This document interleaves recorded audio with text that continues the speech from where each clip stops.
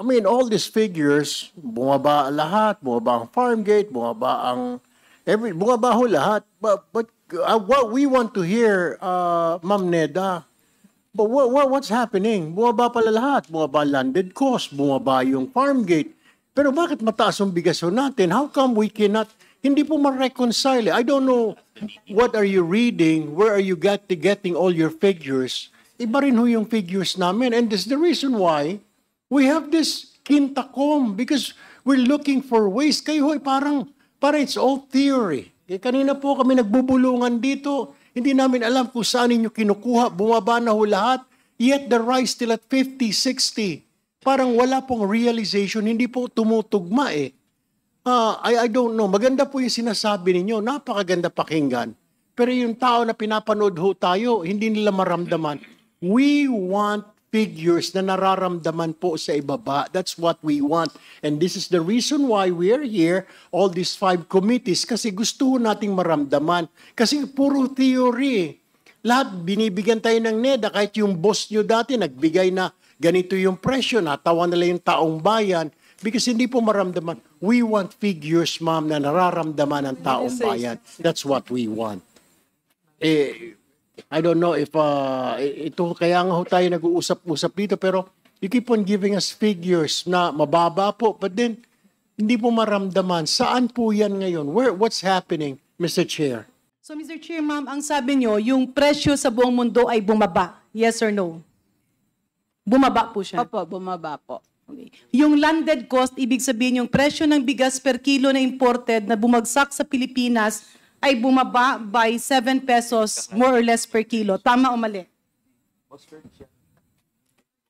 Search muna. That's what you stated. The 44 pesos to 33. Andali po. Para po sigurado ako sa aking sagot. So, yung landed cost of imported rice declined po as of October.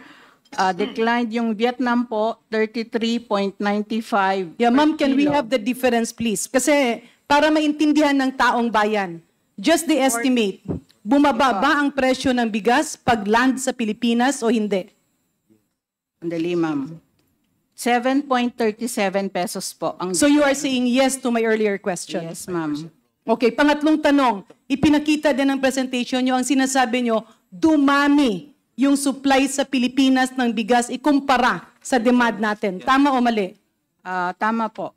Okay. Mr. Chair, with this, ang katapusan kong naintindihan, allow me to laymanize it. Sa pagkaintindi ko, ang sinasabi ng NEDA, bumaba ang presyo ng bigas sa buong mundo. Bumaba ang presyo ng bigas na imported pagdating sa Pilipinas. Tumaas at mas marami ang supply ng bigas sa Pilipinas, kaya supposedly, mas mababa ang presyo. Subalit, yung dapat na bagsak ng presyo na mararamdaman ni Maria at ni Juan ay tila nawala sa hangin dahil sa posibilidad na walang kompetisyon or merong pag-uusap-usap sa presyo at dagdag pa dito ang dagok sa ating mga farmers dahil napupwersa silang magbenta ng napakamura ng kanilang produkto, pero ang kumikita naman ay ang malalaking negosyante. Is that an accurate summary of what you presented, Ma'am Neda? At this point po, hindi po ako makapagbigay ng conclusion.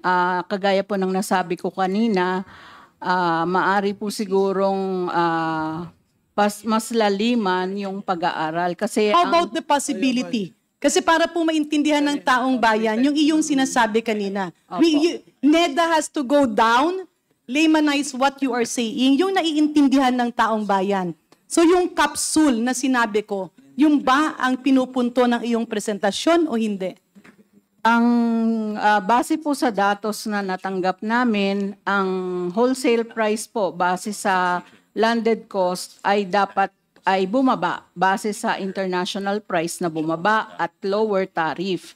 Kaya lang doon po sa observation pagdating sa retail, kung gumalaw man pababa, kaunti lang po yung pagbaba ng presyo. So hindi po nag-translate yung lower tariff at bigger supply ng bigas at yung lower price sa international market. So ang minumungkahi po ng NEDA ay pag-aralan pa perhaps ng PCC kung meron man pong Mr. dahilan, Chair, Your with this, klarong-klaro po na dapat bumababa ang presyo ng bigas. Klarong-klaro po, sinabi ng lahat ng ahensya na hindi ramdam or hindi naaabot ni Maria at ni Juan ang pagbaba ng presyo ng bigas.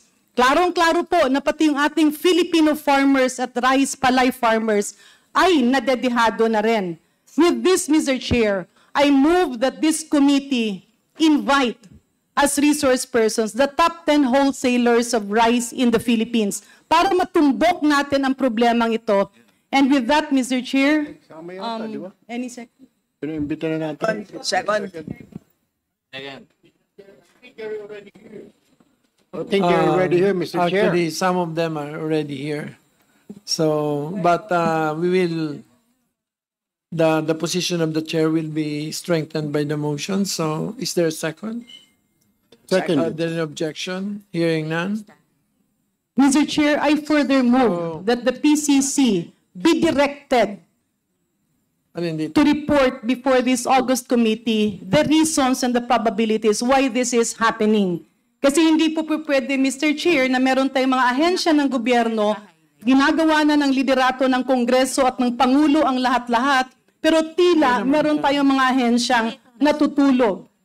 Punong-puno po ang ICU dahil sa dami ng sakit ngayon, Mr. Chair. I move that the Philippine Competition Commission be directed to submit a report with regards to the issue of why rice prices at the retail market has not been reduced in contrast to the expectations of all the interventions done by government. So moved, Mr. Chair. Other objections? Hearing none? Sasagot ka na, PCC. Mabilis. Mr. Chair, nagka-case build-up na po kami, Mr. Chair. Narinig ko po kanina yung mga information na sinabit ng mga iba-ibang ahensya sa committee nito. Kung pwede po sana mabigyan din po kami ng information na No, yun para makapag... We'll give you the entire offload. Yes, Mr. Chair. Kasi po, bago po kami mag-inspect ng mga warehouse, meron po muna kaming kaso po sa isang ahensya at saka kuha po kami ng court permit. So, mas malaga po, Mr. Chair, may solid na information kami sa isang entity para po makapag... Thank you. Mr. Chairman. Mr. Chairman. Nandito si Beron. Thank you, Mr. Chair. I wonder what else ang kailangan ni PCC director na ebidensya, because in the last hearing it was established that the landed cost was reduced by at least 6 to 7 pesos. Kanina sinabi ni Commissioner Rubio that world prices are steady. And in fact, it's coming down. So assuming that the price of rice in the world market stays at USD $500 per metric ton, it is equated to 29 pesos at an exchange rate of 58 per US dollar. So, dati, ang landed cost ng mga importer is 39 to 40 pesos with 35% tariff rate. Ngayon, bumaba na. Very simple ang calculation. Just reduce it by 20%. Umabot na tayo sa 33 to 34 pesos, which means that the cost per kilo has gone down by 6 to 7 pesos. That is the revenue that is lost by government. Dapat itong 6 to 7 pesos, napupunta ito sa consumer. It's assuming that the fixed cost, meaning distribution, logistical, warehousing, remain constant. Dapat ang 6 to 7 pesos, napupunta po yun sa mga consumer natin. Kasi hindi na dapat pakialaman ng importer yun eh. Kasi hindi na nga sila na-charge ng gobyerno. So, ang nangyayari is, nawala na ng revenue ang gobyerno through BOC, binulsa pa ng mga importer ang 6 to 7 pesos. So, hindi na kailangan director of PCC maghanap pa ng ng ebidensya. This is a clear proof that the importers are actually pocketing the 6 to 7 pesos that should have been transferred to the consumer. All right. So before you make your comment, gusto ko lang tanungin si Miss Laksa of PSA, no? Based on the methodology that you employ in gathering data and your statistics, how accurate is your data? Kasi wala kang mini-mention ng margin of error. You know, you seem to convince us that what you present is very accurate. You have not considered, you know, the volume of rice imports that don't go through BOC in determining your self-sufficiency ratio. So, have you considered, Ms. Laksa, the other factors that would affect the self-sufficiency ratio? Kasi hindi kasama sa radar ng PSA ang mga smuggled goods, which I will be asking Commissioner Rubio later on if they have some data to present. Thank you, Mr. Chair. You are correct, Mr. Chairman. For the beginning stocks and for the rice stocks and palay production, these are coming from survey results. Thereby, we have a confidence interval for these estimates. Ibig sabihin po, yung pinapresent po namin ay point estimates, and there could be an upper limit and lower limit to this. We also compute the coefficient of variation, which means may certain level of reliability that we compute before we release it to the public. We could provide this in the committee, Mr. Chair, if needed. Yes. So how However- accurate are the data presented to us, Ms. Laksa? For the What palay, is the range? What is the range? Your upper and your lower limit. I will just have to get the data for the upper and lower limit, Mr. Chair. About our coefficient of variation, that means the reliability of the estimates is lower than 10%. That means it's good or reliable and acceptable po.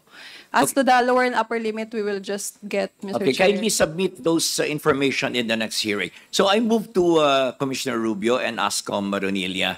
So what we actually quantify as losses in revenue by reducing tariff is only based, Commissioner, on what is legally imported, correct?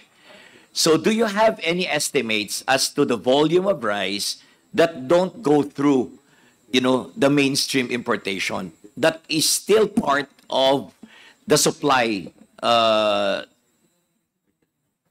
the Filipino consumers? Meron ba kayong estimate yung mga na-apprehend ninyo na mga smugglers, and what is the volume of this rice that don't go through the mainstream importation? Yes, Mr. Chair. I can only give you data of our apprehended seized commodities, the value of seized commodities, and insofar as our regular ports, I assure the committee that we are doing our job in preventing the entry of illegal goods or smuggled rice to that effect. I can only say that our borders are porous, Your Honor. So I also collaborate and coordinate with other law enforcement agencies to help us guard our borders from entry of illegal goods, Your Honor. Estimate lang, Commissioner, based on the apprehensions that were done by BOC. Anong volume na nahuhuli ninyo? Yeah, because we should consider this since na yung question natin dito, it was established earlier that there is actually oversupply of rice. And yet, despite the oversupply, prices are not coming down.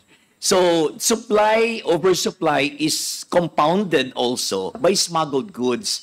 You know, I don't take it against you because even America has the strictest border control in the world. And yet, smuggling continues in the US. So sa atin, naintindihan natin yan ang situation dito sa Pilipinas. Ang sinasabi ko lang is, we want to at least have an empirical data on the volume of smuggled rice because that should be considered, you know, when you take things into consideration, no, the total supply that enters the Philippines. Because smuggled goods should affect actually the prices of rice. Di ba? Pag smuggled siya, you know, wala ka namang mura na ngayong tariff, inismuggle mo pa, dapat bagsak ang presyo sa merkado, and yet we don't see that in the market. Yung ano lang, yung data nyo lang, Combien. Sa inyo lang, kung ano yung mga volume ng nahuhuli ninyo, like for 2024. Yes, Mr. Chair. For the estimates of our apprehended seizure on agricultural products is about 856 million. I'll just have to check the disaggregation, Your Honor. Can you give me time to Yeah, check sure. on the disaggregation? You just have to quantify in terms of metric tons for the specifically for rice. Yes, Your Honor. I'll check the disaggregation, Your Honor. All right. Malaki yan, ha? 856 million. That's the consolidated that's the amount total of the all seizures made. agricultural products. All right? right.